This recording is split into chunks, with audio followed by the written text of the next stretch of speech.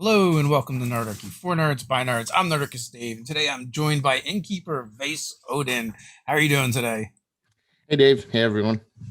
Doing awesome. For anyone who's not familiar with who you are and kind of what you do, if you could kind of run through the elevator pitch for us. Also, folks, in the description, as always, you can find the links to follow Vase around the interwebs. Sorry, I'm bribing the dogs. They I have to bribe them before I go on live. Understandable. My dog is always wants to be involved in everything as well. But also, I don't think the internet will mind if your dog makes an appearance. They like animals. People generally do. They always make comments about the dogs on my videos. I'm Innkeeper Vase Odin from the Twisted Tentacle Inn on YouTube. I make I make videos, D&D, Delta Green, Arkham Horror, the card game, Lovecraftian movies, miniature painting. I do kind of a bunch of different things, whatever I'm in the mood for at the moment. And my D&D videos focus on analysis and tactics. And then I have videos for Dungeon Masters where I focus on monster tactics and lore. And then for players, I focus on tactics and deep class analysis and spell analysis videos. You also are involved in a podcast as well, right? Yeah, I'm part of the Great Old Ones Gaming. It's kind of a network of content creators that does like Lovecraftian games. We talk about mostly Call of Cthulhu, Delta Green, Arkham Horror, the card game. We on our website we review Lovecraftian comic books. It's all about Lovecraft, pretty much. And then the other content creators that are part of the Great Old Ones, they kind of have their own things. Like Nate does a lot of video games, Lovecraftian video games. Man from Lang does a lot of Arkham Horror LCG and video games, and then we have another guy Nathan he works at a gaming store and an actual like D&D gaming store, and so he's kind of that perspective. He brings that perspective to the podcast, which is really interesting. So, uh, Lovecraftian horror video games seems super niche. Super niche, and honestly, there aren't that many good ones. Yeah, To be fair, a lot of them don't really understand Lovecraft, yeah, which is unfortunate because I feel like even in D&D there are some aspects of it that are very inspired by Lovecraft, but there are some things that are done very with a clear indication that the people who created it think they know what Lovecraft is because they've heard of Lovecraft, and they're just like tentacles. That's it. And that's kind of where my channel name came from. It's Twisted Tentacle Inn is like a tongue-in-cheek thing, kind yeah. of poking fun at that because Lovecraft is anything but tentacles. Like I don't think he even ever mentions tentacles in his stories. He mentions like feelers, which are similar to tentacles, but the narrators are mostly describing what the best way that they can describe what they've seen, but it Yeah. doesn't mean that that's what it actually is. It's just so hard to comprehend what you're looking at because it's so alien and otherworldly. But the best way to describe it is, oh, this thing had feelers for on it dangling from its face. But Lovecraft is so much more than that. It's like a deep cosmic horror, and I feel like um, Are you there's certain video games that don't really understand that. are you a fan of the writings as well? In a way, I like the concepts more than the writings. I think we've had like on the Great Old Ones, we've had these discussions like about whether Lovecraft was actually like wrote anything actually like a good story that would be successful today, and I don't think so. He was never really a great writer, but he had so many great ideas that inspired. I mean, I think Lovecraft pretty much is the horror writer that has inspired the most American horror writers in history. So there's something to that. He just didn't know how to put it on paper properly, I guess. All of his stories are short stories as well. They're. Yeah, they were really short. He went from short stories to novellas, and novellas are like just almost it's like in between a short story and a novel, but Yeah, it's I think the longest are like his novellas are the longest that he wrote. I don't think he wrote any actual like full on novels. yeah. I know I have a couple of the like anthology books of his stories. So Yeah, it's hard to read. When I got into Lovecraft when I was really young, like in high school or middle school, and yeah, I literally the first story I read was At the Mountains of Madness, and it was one of the novellas, and I had to read it with a dictionary in hand. Not only was I still kind of learning some English words at the time, but also like there are some words that he uses that are just crazy, and there are words that even people during his time didn't use. Oh, I don't know. I didn't think about that. Like, I just assumed it was just because the writing style was kind of archaic. It could be that. I mean, even in his writings, like he wrote a lot of letters, so that's how like we kind of understand his personality because he would write to his friends, family. Like he wrote a lot of letters, personal letters, and they're all kind of have been found and released and to the public. And so even those letters, like he kind of writes in that way, which is weird, you know. Yeah. Maybe it's how his brain worked. Well, it is kind of odd too, like the kind of like the pop culture that has grown up around the Lovecraftian style stories and that mythos that he spawned. Because there's so many people that are like huge fans of the Great Old Ones and Cthulhu, but they've never even picked up any of the books. So, uh, Yeah, I think the average person who knows who Cthulhu is doesn't actually know like what Cthulhu, like what he represents or what he actually is, you know. So but it's cool because it's great having more people know the lore. And I feel like in the last maybe 10 years there's been a huge resurgence or kind of a renaissance of Lovecraftian horror and Lovecraftian themes and tropes, for good or bad. It's great that more people are getting like are becoming aware of it. Brian Smith says, "Imagine if Lovecraft was able to text." But I immediately start thinking, imagine if he was able to tweet.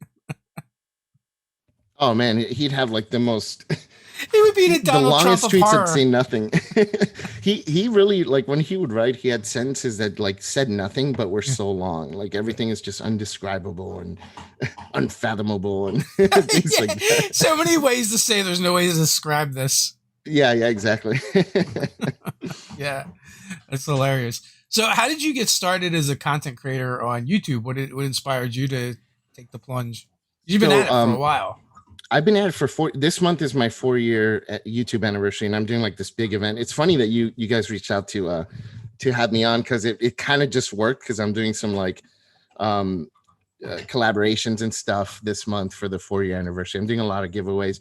I got started with because back in 4 years ago, YouTube was still kind of new for D&D content creators, and there was a lot of good stuff. I really enjoyed you guys, and we were just talking earlier, Andrew Armstrong, Dawnforge Cast, WebDM, all the like early YouTubers. I really enjoyed what they were doing, but none of them uh, were doing anything about Adventurers League. And at the time, I had gotten into D&D. I was playing in Adventurers League. It was the only way I was playing D&D. And I think it pretty much just you guys kind of did builds that were Adventurers League legal. Yeah, and back then we weren't. I don't think we were doing them yet back then. Like, I think Yeah, that's I can't newer. remember, but I remember like as a Adventurers League player, I'm like, man, I wish there was more stuff like talking about it, or so I could learn like different things about it. So what's the best thing to do when there's something that you want and nobody's making it? Well, might as well make it myself, right? And I tried, and it was so bad. I was horrible at a content creator. I'm actually surprised I'm still doing it after the horrendous amount of videos that I put out. It's the only way to get better. Like, It is, and you just got to keep going at it. And I think that's something that I can say to people that are watching that might be interested in getting into content creation. Keep at it, because honestly, you do get better. You learn from watching others, you learn from your mistakes, and feedback is really important. The most important thing is not getting defensive with feedback, taking it as just, all right, this is something that I need to fix. My microphone, I need to get a microphone, or I need to, you know, get my breathing in check, that kind of stuff. and So also, no matter what you do, it'll never be enough either. never So, enough. Yeah, you're always going to have people, and that's fine, because then a lot of them are helpful. Not all of them yeah. are helpful, but a lot of them are helpful. So anyway, so I was doing Adventurers League videos, and they were really bad, and I did it for almost a year. I can't even believe it. And one of the number one mistakes if you're doing content creation is be consistent, and that is something I was not. So I wasn't making videos consistent. I was just kind of putting a video here and there, maybe a month later put up another video. And eventually I was a fan of Draven Swiftbow, which you've had on this channel like last month, I think. Yeah, yeah. And he I would post a lot on his videos, and he clicked on one of my videos. He goes, "Oh, do you make YouTube videos?" And so I'm like, "Yeah, check this out." I had just posted a video where I was just showing off a painting, a figure that I painted of Demogorgon, and he really liked it, and so he made a video promoting 4 smaller YouTube channels, me, then this a couple other ones who don't exist anymore, and how to D&D, that Fred Wheeler, the guy that wears the hats. Yep. I think it's how to D. So he like just talked about our channels, and it was like he never asked, he never like said he was going to do it. It was awesome that he just went out of his way to help out these smaller channels. And all of a sudden I got this huge spike of subscribers, which again, I don't know how anyone subscribed, because I think the 12 subscribers I had at the time before that were just like family and friends. And but I got like 20 something subscribers, and I'm like, oh, this is awesome. So I started making more stuff. And then I got into this game like right around that time, called Arkham Horror, the card game. And it's a really cool game. It's kind of a mix between role playing and deck building, and it's Lovecraftian, so it's right up my alley. And I started to get really, really into it. So I changed the whole format of my channel to do Arkham Horror, the card game, and that soared. That skyrocketed, and I became like the 3rd biggest Arkham Horror, the card game channel on YouTube. Nice. That's not super niche or anything. Not at all. Yeah. So, but because of that, I got hooked up with the Great Old Ones Gaming. So Nate, who runs the Great Old Ones and the YouTube channel, Nate Lost in Time and Space is the name of the channel, Lost in Time and Space. And he reached out and he was putting together a team. I'm putting together a team. And so he had this idea for the Great Old Ones. And so we all came together, and that kind of boosted us a little bit. And it's been great, man. We've been doing it for a couple years now, and the community is fantastic. It's been amazing, and that's really what's been kind of egging me on. And Arkham kind of hit a lull recently this year, and so I'm like, you know what? Maybe I should go back and try my hand at D&D again for content. And so I started doing it, and here's where we are. Here we are.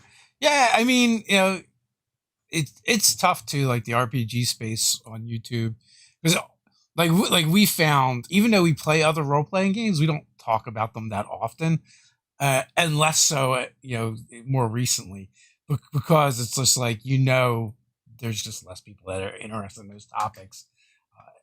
It's funny too, because like you'll get like a vocal minority, and they're like, why don't you talk about this and why don't you talk about that? It's like, we have, but nobody cares.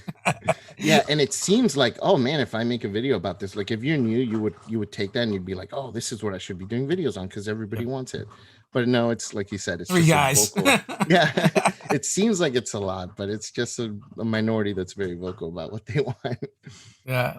So Brian Smith wants to know any homebrew or improvements to the Great Old One packed for 5e. I haven't made any homebrew or improvements for it. I don't mind the Great Old One pact. I think it's okay for what it is.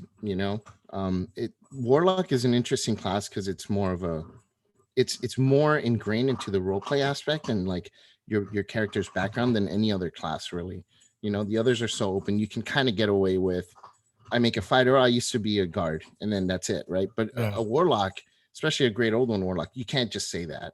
You have to go deep into why you made your pact, how that happened. So in a way, it kind of set itself up, and I think it's okay. There are some abilities that are kind of like the telepathic speech one, but I don't generally homebrew like fixed classes. If they're the way they are and I don't like it, I don't use them. Like that new Lurker of the Deep. Yeah. Not a fan at all. that's to me is Lovecraft done wrong. And I'm not the ultimate authority in Lovecraft, but to me, that's like that whole Lovecraft is tentacles thing. Now, Lovecraft done right in the same book is the Aberrant Mind Sorcerer. So yeah. Well, what it is like they think they're doing Lovecraft, but they're actually just doing hentai. So right. I mean, you get a flying tentacle that slaps people around, and that's it. There's nothing Lovecraftian about it. Yeah. So, yeah. Also, like, when you're talking about like the warlock packs or any of the subclasses now, it's like the difference between the PHB and Xanathar's and Tasha's is huge. Like you see that like they're changing like the mechanics and experimenting with things, which some of the things are moving in directions that are better, but it almost like invalidates some of the stuff they've done before.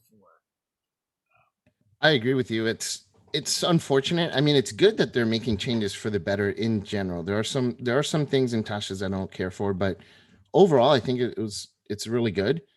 But I do think that like older classes are definitely getting swept to the side and becoming the boring classes, and that's unfortunate. If it's going to get to a point where we're going to get another two more books like this, it'll completely invalidate them, and at that point, I think they need a point 0.5.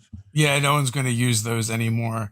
Yeah, Well, like a good example is, you know, I was looking at a build for something, and I was looking at the Psy Warrior, and I was like, wait a minute, if you take 3 levels of this, like your psionic dice are going to be the same whether you take another level in this subclass or not. Like you don't yeah, need it anymore. I mean, there's other benefits from doing it, but like if you just wanted those extra dice to throw on another character, it's yeah. based off your proficiency modifier, so it doesn't really matter. Yeah, the proficiency modifier thing, I like it, but at the same time, because of the way multi-classing works, it really encourages more of that. And Yeah. I used to really like to multi-class, but now I don't. Like our group, our general or our regular Wednesday group, we have like 2 players pretty much that multi-class every campaign that we play. But everyone else kind of just play straight classes all the way through, which I think that's so much fun if you can manage that. But Tasha's did make some mechanics that encourage more multi-classing. So I think we tend to play single classes in our games, or maybe a 1 or 2 level dip, and that's it. Um, but for builds, that's a very boring video, right? When you're like, Yeah, just take 20 levels of fighter. for sure. Yeah, if you're doing build videos, you kind of have to multi-class without question, Yeah. and there's definitely something to be said about that. If you're building like the multi-classing is mostly for mechanical benefit, and that's why build videos pretty much have to encourage multi-classing. Not that that's wrong or that that's bad. Just And another I way of don't doing it. Yeah, I don't mind multi-classing to a degree. I just for my characters, I now prefer straight levels. Also, too, like it's great, but really all you ever do is create like a trick pony most of the time, where it's like you got this one trick you're really good at, or you have a broad base of abilities. But in my experience, I've always found single classes end up being stronger. Um, Yeah, eventually. Yeah, that's the thing. Like a lot of these builds also aren't generally mechanically feasible for a few levels. Like you have to you have to get yeah. to a certain level to get to your gimmick, and that kind of sucks. Unless you're playing a one shot, then it's great. But building up to it sometimes can lead to a few boring levels of play before you get something good. Like, You mentioned the Psy Warrior, so we didn't mention yet. It's Star Wars Day. What are we doing, oh Dave? yeah, it is Star We Wars got Day. May the fourth be with you. May the fourth be with you. Well, do you? So real quick, just a complete sidestep here. What do you think Yoda is? What character class do you think Yoda is? Oh man. So now it's tough because I have to reevaluate it because there's so many new subclasses that kind of work. I mean, if I had to say, he might be like a blade singer. I Lead singer mean, sounds like a good one for him. Yeah, I was yeah, thinking Warlock. Like the Force is like your patron, and then yeah, like so, like a Hexblade Warlock. hexblade. Yeah, because Yeah, he doesn't have like a full on spell list, right? Like he no, does the jump and the psychic force thing, and then that's it.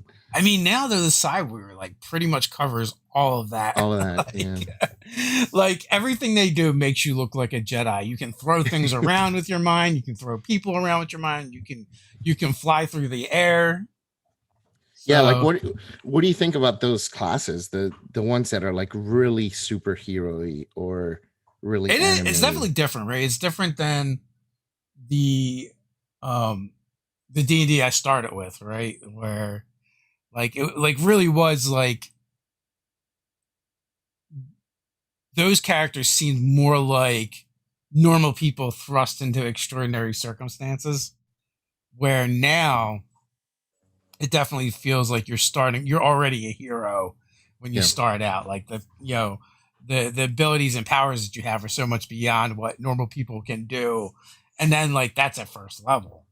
Yeah. Right? So from that, from there it only goes up. I like it though because I like high action, high fantasy, and to be honest with you, like the first books I read were Tolkien, but now like I can imagine going back and reading them. It would bore me to death. The archaic writing would be bad enough, but then also it's like, oh, they run away again. Like those books weren't very exciting. I think the movies were way better than the books, and I know this also might be a very unpopular opinion, but I prefer the more action oriented way that the game is gone. I'm not a fan of realism or reality based games because there's nothing fun about getting into a game, dying after 5 minutes, and it took you 10 times as long to make the character, and then starting over again. I totally agree with you with a few things, but um, without question, it's way different. Like the characters from D&D today would not fit thematically with the characters from D&D back in the day, like at all. Especially characters like the armor and the cyborg. Like there's some really like comic book ones. There are some that I don't care for at all, and it completely removes my immersion. The armor being one of them, and Yeah, it's been playing Iron Man pretty much. yeah, to me, and it's an unpopular opinion because I always get downvoted like crazy when I make comments about the armor. So expect the downvotes, Dave. I'm sorry, but It's okay. but, I'm but here for I'm here for their hate. I like the artificer, but the armor for some reason just bugs me. And then a couple others, but it's so there's like a line for me. Like I'm with you on I like the action part of it. I like the fact that you're not just like running away from everything. Yeah. But I also there's like a limit, and I think Tasha's crossed that line for me a few times, with some subclasses. There are some that are, they're really cool and interesting and just completely different, but there are some that just are basically superheroes. And yeah. Now as far as you mentioned you mentioned like Tolkien and like the being able to read the books and then like the movies being more exciting. I'm totally with you, man. That is 100% for me for D&D. Like the more excitement, the better. Being able to fight and overcome overwhelming odds is great. We just played a one shot on Sunday with this DM, Sean, who's one of my favorite DMs, and he wrote this one shot just for us, and it was super cool. We were on the brink of death fighting three hags, and it was so much fun to be able to overcome that. And even if we would have TPK'd, that would have been really cool. But it felt so heroic at the end, even though our characters were all dark and gloomy characters. Yeah. It was fantastic, man. It was D&D. Like I was like, yes, man, I love D&D. And a buddy of mine, Nick, that we played this game to introduce my buddy Nick to the game. He's never played D&D. And he texted me right after. He's like, we got to play again. So lots of fun, man. But there are games, you mentioned the games that are more real and like you just die. You spend all this time making a character and you just die. So Yeah. that's probably a call out to Call of Cthulhu, I'm assuming. Or I've never games actually like that. played it, but no, there's other like OSR games where like they're just meat grinders for your characters. As a matter of fact, like I think what is it? Dungeon Crawl Classics has like they call it the funnel, where you start with like 8 characters that don't have a level, and if one of them lives, that's your character. Like going forward, like so, Oh or yeah. let's see, was Traveler like that too? Like there's some games you could just like die in character creation, right? Or like Dying character creation. yeah. Damn. The old Lord of the Rings game, the old Middle Earth game, had critical hits, and like one of them was take an arrow through the ear, instantly remove all earwax. Oh, and you're dead. Like, that kind of stuff to me isn't very fun when you just like you can just die with one roll. Um, I mean, although that being said, that really does speak more to the books, right? Like, it does make sense that like to choose not to fight over fighting because the outcome is always uncertain. You don't know what's going to happen. And also for those style games, to be clear, like if that's the style of game you're playing and I'm going for that experience, and that's fine. That's completely different than like talking about like this is the campaign I'm going to play with my buddies every Saturday night. Like I want it to be something that's going to be ongoing and last a while.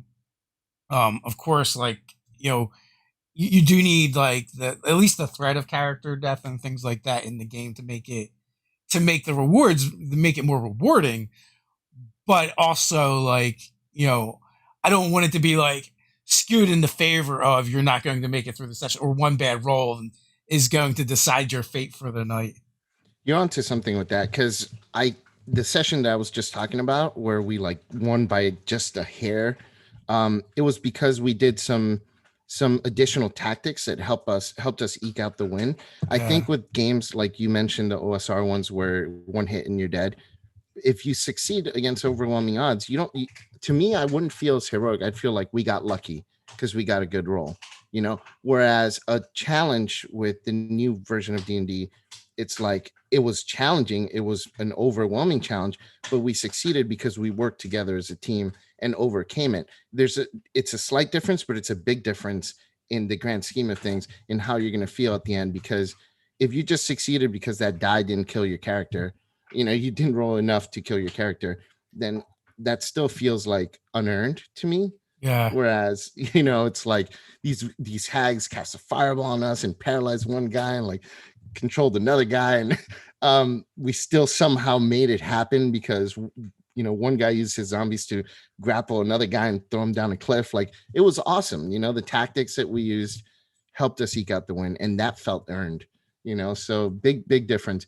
I think in games like Dungeons and Dragons, it doesn't work well to do things like Call of Cthulhu style where you die in one hit. And I think the big difference is D&D is a game where your character is advancing. Like you have levels, you get to know your character, you get to grow with them, you get to not just their personality, but also like power level wise, you're making decisions at each level of what you want to focus on, what skills you want to learn, that kind of stuff. So if you reach 6th level and your character dies, it's very disappointing if you can still die in one hit, Yeah. after all that with just one unlucky die roll. Whereas Call of Cthulhu, you don't progress.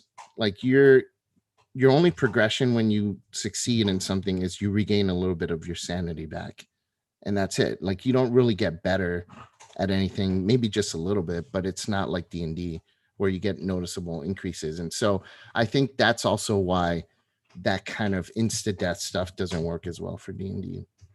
I like Call of Cthulhu. Like I said, I haven't played it, but when I eventually do get around to playing it, if I don't go insane, my character doesn't go insane by the end and gouge out their own eyes, I'm gonna be disappointed, to be honest with you.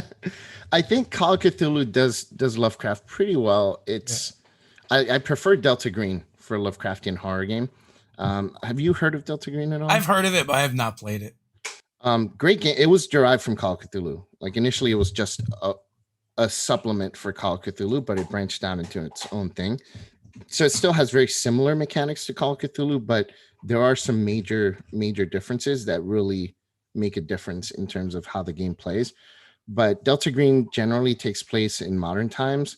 There's a version like in the 60s, but for the most part, it takes place in more modern times. Call of Cthulhu takes place in like the 20s or the 30s generally. And again, you can do Call of Cthulhu in modern times, but it doesn't play the same. Call of Cthulhu for me still feels a little cartoony. No, I don't know if it feels more like a pulp, Yeah, more pulp because it's like in a time period that we can't relate to anymore with flappers and speakeasies and things like we're so far removed from that. Yeah.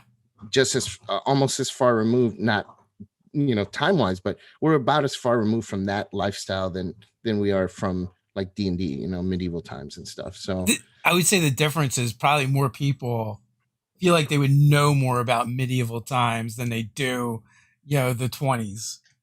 for sure. Whereas Delta Green is like modern times, so you can inject like current topics, whether they be political or whether they be like world events, like the pandemic that's going on right now, Yeah. things like that. And so it feels more real because you can relate to it more.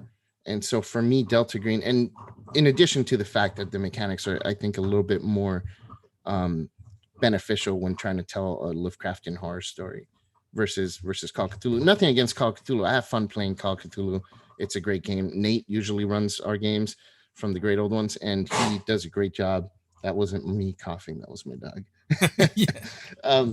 He does a great job DMing the games, and they're a lot of fun. But I feel like it's a different type of Lovecraftian horror than something like Delta Green. So there, even with Lovecraftian horror, there's like levels to it. The currently I'm running a Monster of the Week game. We just kind of started playing that, and speaking to like playing modern times versus some other period, uh, you have so many more resources as both a player and GM when you play in today because you know about today, that you can bring into the game. Also like use being able to make it regional to an area where people actually know and understand kind of immerses them more. We our first session was I used a campground that me and my family would go to, so it's like you go right to their website, you get the map, and it's like some of the players have been there, so they know the place. So like it just adds another level of immersion into the game as opposed to like some you know some time period that you're so far removed from. So I think the modern would definitely work for Yeah, playing it's a to Call of me Cthulhu. more horrific for sure. But yeah, I love all the games, like the three that we mentioned: Call of Cthulhu, Delta Green, and D&D, all for different reasons. Like I don't necessarily like one more than the other, because I think Delta Green, mechanics wise, is my favorite, but I'm not always in the mood to play Delta Green, because one thing you mentioned earlier was, you if you're having a hard day, the last thing you want to do is think, or play a character that just dies right away, and it's kind of depressing. So you can only have so much of that. Whereas with D&D, you feel heroic; it kind of lifts you up. It's a little bit different. So Shallender wants to know favorite Cthulhu time period to play in. Favorite Cthulhu time period, as in like story wise, I would say the 30s, because it's Call of Cthulhu. Generally, most scenarios take place in the 20s, where everybody's happy. There's flappers and jazz and all this stuff. Whereas the 30s is like the Great Depression. So not only do you have everyone's down and depressed, and the world's just in a real shitty place. Sorry, can I curse on here? You already did. No, it's fine. Sorry. It's okay. um, and it just lends to having an additional kind of factor in there, in addition to the Lovecraftian horror that you can experience. So I kind of like that time period. But if you're opening it up to any time period, then modern times for sure. Yeah, I read an anthology called World War Cthulhu, and it was just like all Cthulhu short stories in different time periods during with a war as the backdrop, which was pretty interesting. And it went from everything from like Roman times to in the future. So it gave all these different perspectives that were kind of cool. Yeah, it's cool. That's why I like the Great Depression, because it's like this other huge event that everybody's thinking about. Like right now, coronavirus, right? Like we're all thinking about this thing, and but then if this other bigger thing comes along, it's hard for people to grasp that there's anything bigger going on. So if this Lovecraftian horror is threatening humanity, people are still not necessarily going to care, because they're not going to believe, like we have this other thing we're dealing with. So same with these war stories. Like there's this major war happening, and everybody's just thinking about that. A war affects everybody's life from whatever country that war is happening in, right? So everybody somehow is being touched by this war, and now you have this other thing that you have to deal with. Well, So it when you look at horror stories in general, how many of them happen around some kind of other event, right? Like, kind of like speaking to what you're saying, like, many times it's a weather event, it's a storm, it's a blizzard, yeah, and these bad, these, things that hem people in and already give them anxiety, and then the bad thing happens to ratchet it up even further. Yeah, that's true. Yeah, like The Thing or Alien. Yeah, they all have to do with stuff like that. That's true. So, And so in it addition, just and then makes this other, sense. yeah, it totally does. Yeah. I something about Lovecraftian horror really appeals to me in so many ways, but I do like other types of horror too. Like now we have the Ravenloft book coming out this Yeah, month, which I'm super. How excited are you for that one? Do you like Ravenloft at all? I do. The Domains of Dread box set from AD&D was amazing. Like, that was Really? something that you could just sit there and read through, and it had all the different domains and the lords of those domains. Super cool. So I'm curious to see what they do with do with the new version. Uh, I think it's gonna. I feel like it's gonna be less of a source book than people think. I get the impression that they're only going to have like a couple of pages for some of the domains. Some are going to take precedence and get like Yeah. 20 pages, and some are going to get like 1 page. What was your favorite domain in that box? Oh man, you're going back a long way. My So brother, just while you're thinking, my brother had that box when yeah. it came out, and his favorite was I think it's called Forlorn. There was like a ghost that Okay. he used to be a vampire, but then became a ghost. So during the day, he's a ghost. During the night, he's a vampire, or something like that. And Yeah, it was because a there really was cool like the story. Frankenstein monster, like, had a domain. The wizard. Was it? I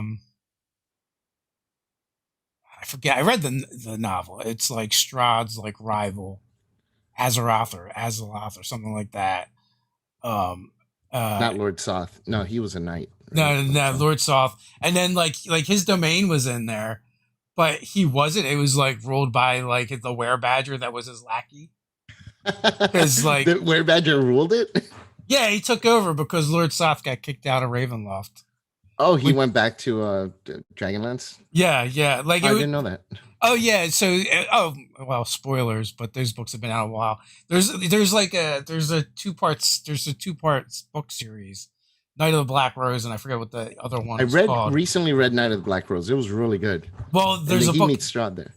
There was a book after that one where he gets kicked out of Ravenloft because his torment is kind of like interesting in the sense that like they just keep retelling his story over and over again, but they tell it wrong. Like, he's Oh got no, these that's crazy. I think they're banshees that sing the song to him every night, and they sing it wrong, which just infuriates him.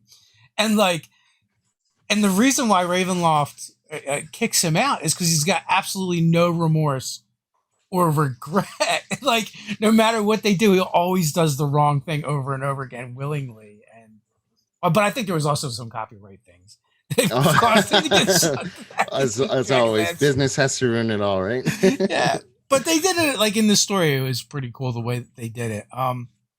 There was also, like, I want to say recent, but like maybe like 10 years ago, they did another set of Ravenloft books, and but they were like, but it was like Ravenloft, but it was like gaslight Victorian London kind of Ravenloft. From one of the Interesting. So like Jack the Ripper type stuff. yeah, yeah. Huh. And I couldn't even tell you what they were about. I have a terrible memory for that stuff. It's like I read it, enjoy it, and forget it almost No, I'm the same immediately. way, man. But yeah, but it was an interesting take because like they had black powder weapons, and and like I said, it totally had that gaslight vibe, which is a lot of fun. I feel Aslan like the in the Lich, book, that is correct. what was it? So Oh, is it now the chat just filled in the name of the Lich for me, Aslan, because I think it was like I Aslan? Aslan was one of the books, I Strahd was one of the books. Um, yeah, the Victorian London with the gunpowder stuff. Like, there was some artwork they released for the new book where I think there was a female character with a gun and going off against some ghosts or something. So Yeah. maybe they're gonna have some of that stuff in there too. Well, even in the Crystal Strahd, like we're in the crypts now. And one of the crypts we just opened up, I just found a musket with silver shot, which is super cool because I'm playing an artificer. Oh, So nice. so it's like I need one more level so I can pick up another infusion to have repeating shots so I can just have a magic musket that doesn't actually really need ammunition. We have an artificer in our Rime of the Frost Maiden campaign I play on Wednesday mornings, and dude, he's awesome. Like he shoots things. He's been rolling like a lunatic lately. Like he's been Yeah. rolling crits like no one's business with his pistol or whatever. It's great, man. At first, I thought it would take me out of the game to have gunpowder, but I'm Yeah. I'm really enjoying playing with that character. Like he's a really cool character. Well, this character has never used gunpowder before, but we found it in the crypt, and I'm like, oh, wait a minute. I'm an artificer. They're technically proficient. If Yeah. there's firearms in the world they're from, and we're playing a Ravenloft game, so no one's from there. Um, I'm playing a battlesmith, and I'm playing a gnome that rides in the pouch of the the steel defender, the iron defender. I always forget which it Yeah. is. Still Um, defending you. so I have it so it looks like a kangaroo, a 7 foot tall kangaroo, and I ride in the pouch. That's So hilarious. Dude, yeah. I made a gnome artificer. They're just awesome. I love gnomes, man. Well, the rock gnome is like already almost there anyway. Gnomes are intelligence based when that mattered. Um, Yeah. so When that mattered, that's yeah. true. Now things are different now. Well, you mentioned like one of the things that Tasha's and Xanathar's did that kind of irks me a little bit is like it's like I feel like we don't need stats anymore. We just need a stat because it's like which makes it really hard for certain classes, right? Because you've got like I can play a battlesmith artificer. All I need is intelligence. I can smack you with the weapon with my intelligence. I can use my spell casting, whatever, right?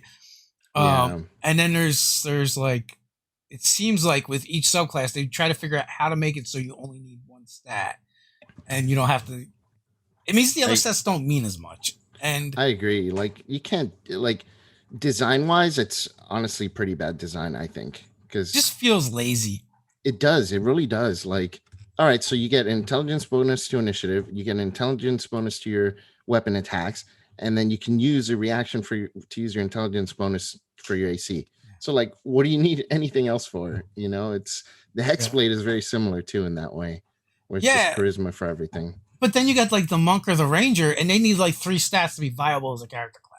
So, and that's nearly impossible. Right, so it makes them worse, and the other one is just like a superior choice. So it's like, well, decide what you want to do. Why even have other stats at a certain point? Is how it feels to me. Or maybe it's just me being like old and grognardy. I don't know. No, I'm with you on that, man. 100%. There's some design decisions that I don't know that the designers even realize to this day that they're poor design choices. So let's say if a 5.5 came out tomorrow, I think a lot of those issues wouldn't be addressed because there's no indication with the new stuff that's come out that they're trying to correct any of that. Like they're just doubling down on a lot of it actually. So it's weird. Yeah. It's weird they're going with that. Challenger mentions the intelligence is a dump stat, except for a few classes. Yeah, and like that. The stats seemed more relevant in previous editions as well to the different things that you're doing. So you might want to have a stat that's higher that isn't like the primary for that class. So we did a video on creating like a staff fighter, and literally you can use any stat to fight with a staff except for Constitution with the right decisions. Wow, that's so crazy, huh? Isn't that nuts? Like monk, you can use your dex. Druid, you can use your wisdom. Artificer, you can use intelligence. It's already basically a strength-based weapon. Hexblade will give you charisma. So I'm just waiting for my opportunity to beat someone with my con with my staff. Well, you might get it because like the Dampier race in the new book is gonna I don't know if they're going to use con for every attack, but at least their claw attack in the Yeah, 100th yeah, Arcana. for that one, which is super weird. Like, Yeah, they're just trying to like finish the loop, I guess. All right, we need a con attack. We'll just do yeah. it to this character. Have you checked Yeah. out the Ill Rigger from Matt Colville? Um, no, but I did watch a couple of videos, and I saw that you guys put one out about it. I haven't watched it yet, but the I watched one from this YouTuber called Indestructible Boy, and he kind of went into the different versions of it. Yeah, They seem to like it. I don't generally play homebrew classes unless it's part of a main thing. Like I do play Kobold Press's stuff. yeah, Right now, I'm running a campaign for Empire of the Ghouls from Kobold Press, and I'm using a lot of their stuff. A lot of the players in my campaign are using races and subclasses from there. But generally, I don't do like individual subclasses that someone just made. I yeah. find a lot of them are imbalanced and stuff, but That is totally true. Well, this is a whole character class. yeah. So how is it? I mean, I'll watch your video, of course, to It get was the full rundown. it felt very cherry pickable, right? Which is always like a problem. When it comes to design, if you look at something, and even like the newer Watts though classes does the same thing. I look at it and go, well, yeah, this is great for anything where you can take 1 through levels of it and get a lot of the benefits is kind of problematic. It is like there is like no ribbon abilities throughout that character class and the subclasses, and It's all crunch. it is a lot of crunch. And I feel like players are going to like it a lot. Maybe not so much for GMs. And also, it's a very evil character class, right? Because it's supposed to be the anti paladin from AD&D, which like our group tends to play. We like to play heroes, right? We don't really like, we don't really like villains in the game, and it always feels like it gets cartoonish and over the top, and or like and they never know how to do evil properly. yeah, Like I find a lot of people don't. Like just because you're evil doesn't mean you don't have friends. And then like anyone who plays an evil character is always trying to betray their party members, even yes, in the middle of a dungeon where they're trying to survive. Like these are the people that are going to help you live through this yes. dungeon. They're your friends, but you're going to try and kill them in the middle of it. It just doesn't make any sense. Yeah. But I think a lot of people just act that way. Like they don't realize that that's just a sociopath. That's like an insane person, not an evil person. The summation of the class is like I would come across an ability and be like, is this overpowered? And then I'd compare it to something else in the game, and it was either equal to or slightly less than. So I'd go no. But then but the problem was like there's a bunch of those, right? So once you start putting them all together, you're like, that might be a little bit strong. And then I think it depends on what kind of game you play, right? Like in our game it would be super strong because we do like one combat a session, and or a day, right? So like there's a long rest between or whatever. It's very rare that we do multiple combats. So a class that is like that combat heavy, that doesn't have to use their resources over time and goes Nova is really going to shine. I mean, all the classes do in our game, but that one probably would even a little bit more. So yeah, and that's mostly why I don't generally use, because I feel like individuals that make subclasses, unless you're I mean, I feel Matt Colville's a game designer, probably could have known better than to do something like that. But a lot of like people that post online, like, oh, I made this subclass or I made this class, and it's always just what they'd like. So like, oh, I wanted to have this ability from the Hexblade and this ability from this, and they just put it all together, and so it's always so overpowered, like so over the top. It's like your ideal thing, which no subclass should ever have everything or be able to do everything. I would say the L Rigger's designed really well, and I would literally need to see that played a little bit, right? To really like my instincts is it's overpowered, but like sometimes like how we perceive things and how they actually are just aren't the same thing. So with that one, I think I really need to see it a little bit. And like I said, like a lot of the things that I'm like, is this overpowered? I'm like, well, compared to this other thing, it's not. But then it's like when you start stacking things up, then you're like, maybe it might be too much. Yeah, I think with your experience, you would know. Like if you feel it's overpowered from a quick look through it, more than likely, even if it's not overpowered for the average individual, there are then you probably subconsciously noticed exploits that are possible from that subclass. Yeah. You know, And also, um, obviously, with that one, it was like, yeah, three level dip is like you get a lot from that without going any further to add the other things. And also too, when you see something new, you kind of have to ask yourself, well, will characters want to play other things with this on the table? I mean, even the Artificer has a little bit of that going on too, though, yeah, right? For 5 it does. Well, the thing with the Artificer, it's such a like weird class because the class itself is pretty bad as a base class.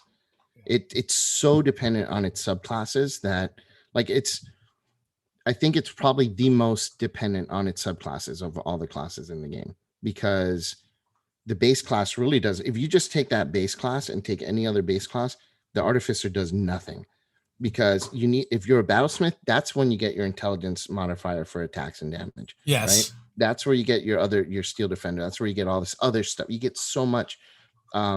Then you look at the alchemist and it's so underpowered. It's so clunky. It's so terribly designed.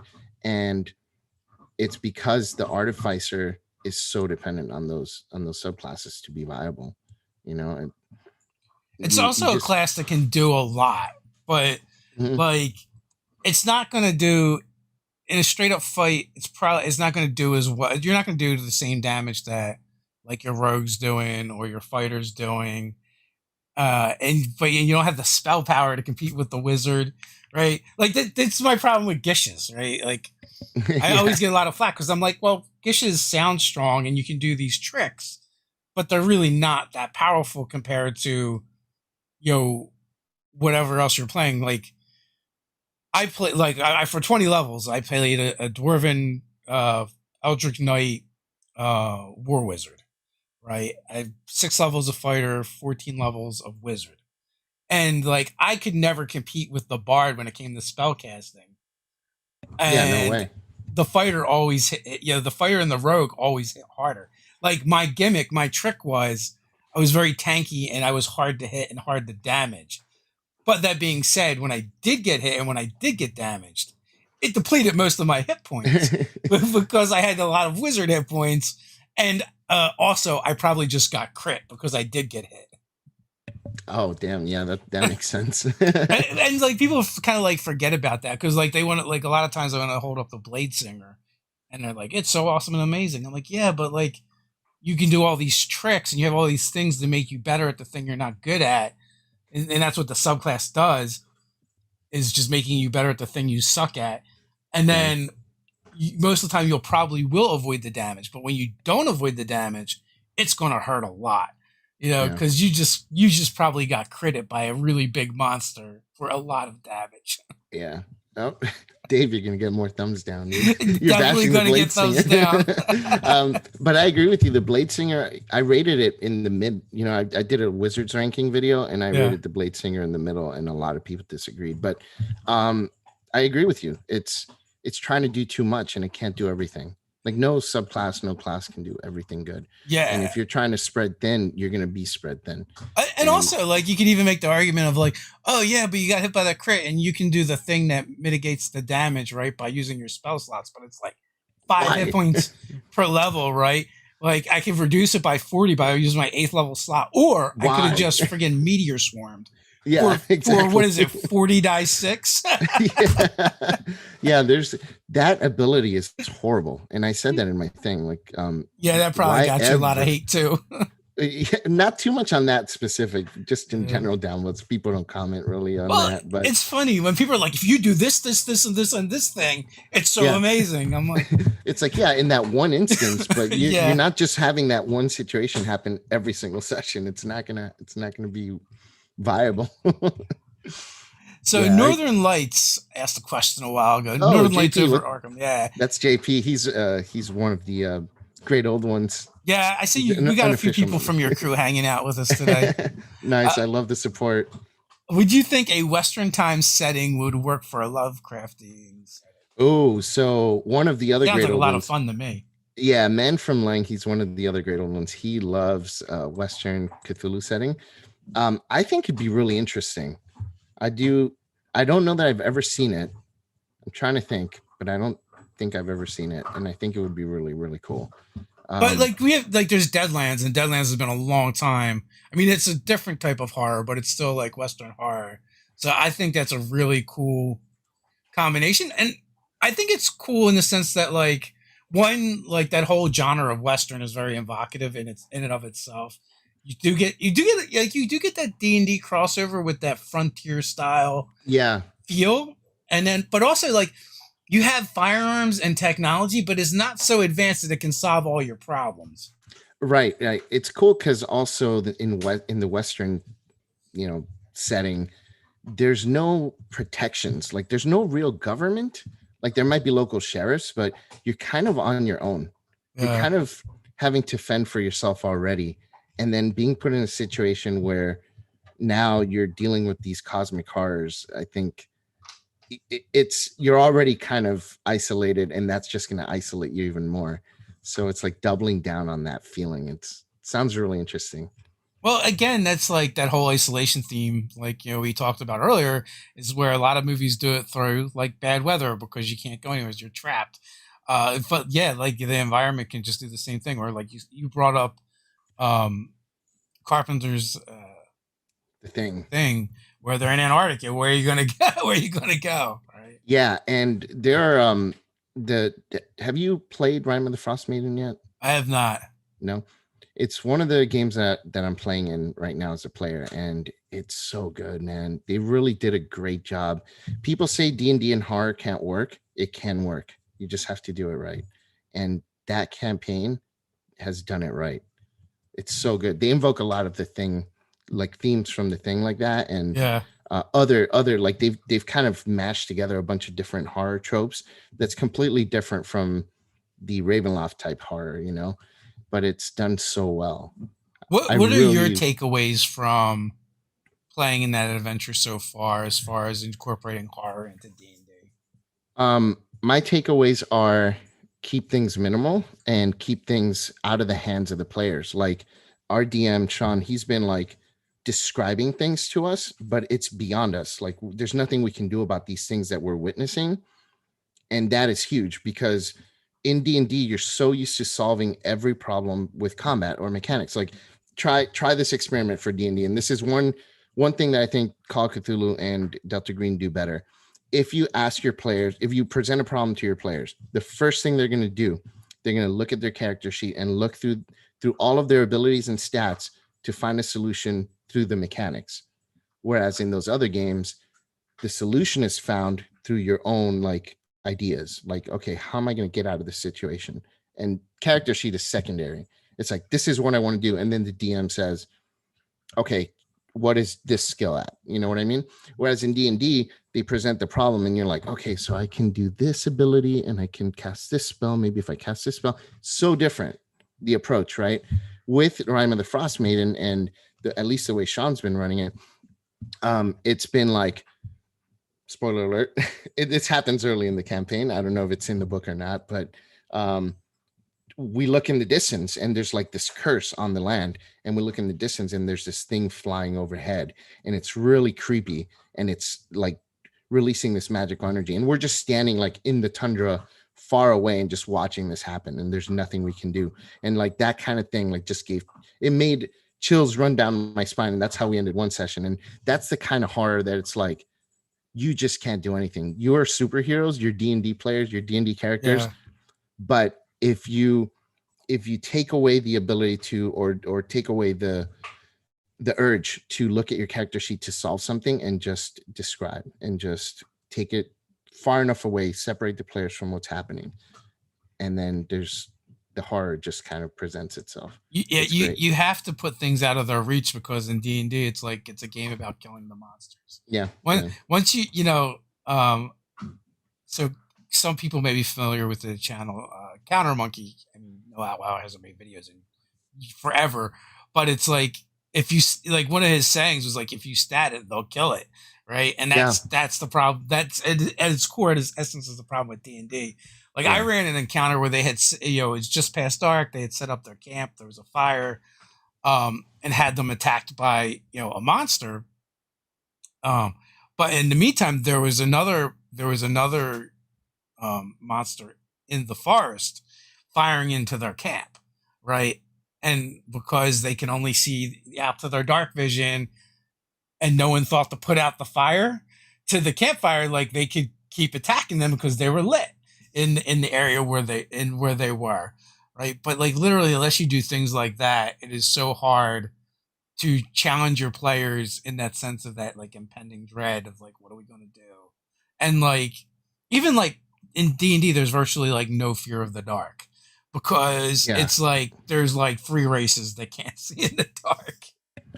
But you can still do things where you can describe things that the players aren't aware of, or for whatever reason, that's the thing that with D&D, it is a little bit harder to do horror properly, but it can certainly be done. Yeah, it's more about the foreshadowing and building up to Yeah, it. Like, and that's that's kind of the exactly it. things I did. Like, like leading up to that encounter, like they found like a word scrawled on a tree in their camp, right? Yeah, Um, when they woke up, or traveling down the road they're going later on, they find, hanging from a tree the heads of two giant snakes and two large lizards, right? And everybody in the that's group creepy. is like Yanti or lizard folk or dragonborn, right? So like, oh, they're like, wait a minute, there's a corresponding head for each of us, you know. That's So creepy as hell. yeah, so you can do things like that, right? But it's horror in D&D is good up until the point where the rubber actually hits the road, and then it's like they're just going to try and kill the thing, unless you Sure, can think and of. and it's fine. I think it's like horror anyways is tension and release generally, right? There are some types of horror where it just lingers on in the background, or it lingers in your soul for a while and you can't sleep because you're thinking about it. But most horror that's still pretty good is uh it comes out and it kind of builds and then the release, right? So it's fine if in D&D you build the tension and the horror and then the PCs end up fighting and killing whatever it is, as long as you build it right. So if you're walking up on into a room and then you see someone sitting in a chair facing away from you, as a DM you can just describe that, like extend that out. The PC say I approach, okay, I'm going to approach the guy. Okay, you slowly start walking, and every footstep you take, you just see one of the fingers of the guy just like move, but he doesn't turn around to face you, and you just keep building it up as they, even if they say I'm walking up to him, you don't have to take their word that they're immediately going to reach the guy. Like slow it down to the point where you're building the tension. It's almost like horror movies today. The good ones do that. They build the tension, something like Hereditary, right? And then it just explodes. I don't know, have you seen Hereditary? I have not actually. That movie, it's insane. My wife doesn't like horror, so I haven't. Don't Over show the her that past one. 20 years, I've not watched much horror. She will not forgive you. You'll have a divorce for Yeah, sure if yeah. you show her that movie. That's But it's super good the way that they do that, and versus like most modern horror today, where it's not really horror, it's just startling you. And for yeah. people, that is the jump scares, right? Just startle you. They don't scare you. You don't think about it after or before. There's a quiet room, everyone's just chatting, and then a cat jumps out, and you're startled. There was no buildup and there's no release. So that's why that doesn't work. And so with D&D, when people try to do horror, they do the jump scare.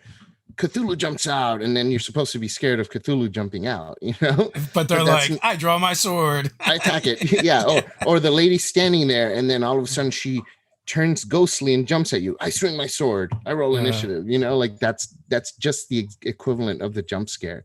It's not. There's no buildup. That's so important. So I think you nailed it when you said the buildup is the most important. Yeah, like when we did like we co-GM'd the game, and like there was this undead elder brain was the big bad, and it had these chains going off of it into like shield guardians, but instead of being real regular shield guardians, like they had people stuck in them, and there were like all the NPCs and villagers that the groups had been interacting with throughout the throughout the game before that encounter before we got there to like try and ratchet up a little bit, give them some buy-in and then like some Oh like my what are we going god. to do? Yeah, it's when it's done right, man, it's horrific. There's this one there's a couple of creatures I just learned about recently in Mordenkainen's Tome of Foes. Uh, They're called like the lonely and they'll have names like that.